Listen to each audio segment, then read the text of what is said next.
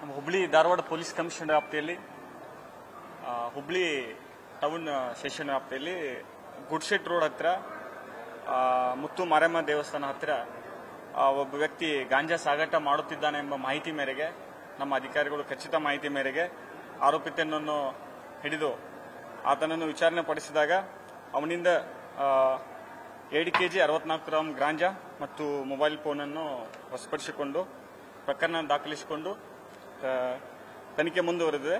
ಪ್ರಾಥಮಿಕ ವಿಚಾರಣೆ ಮಾಡಿದಾಗ ಈತನು ಒಡಿಶಾ ರಾಜ್ಯದಿಂದ ತೆಗೆದುಕೊಂಡು ಗೋವಾದಲ್ಲಿರ್ತಕ್ಕಂಥ ವ್ಯಕ್ತಿಗೆ ಕೊಡ್ತಕ್ಕಂಥ ವಿಷಯ ನಮಗೆ ಗುರುತು ಬಂದಿದ್ದು. ಈ ಕುರಿತು ಪ್ರಕರಣ ದಾಖಲಿಸಿ ಇದು ಸಂಘಟಿತ ಅಪರಾಧವಾಗಿರುವುದರಿಂದ ಮುಂದಿನ ದಿನದಲ್ಲಿ ಹೆಚ್ಚಿನ ತನಿಖೆ ಕೈಗೊಂಡು ಪ್ರಕರಣವನ್ನು ಮುಂದುವರಿಸಿದೆ.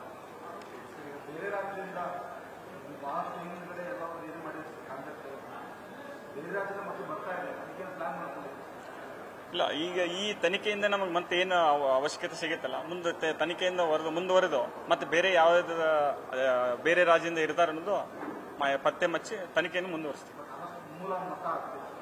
ತನಿಖೆ ಮುಂದುವರಿಸ್ತೀವಿ. ಗೋವಾದಲ್ಲಿ ಇರ್ತಕ್ಕಂಥ ವ್ಯಕ್ತಿಗೆ ಮಾರಾಟ ಮಾಡಬೇಕು.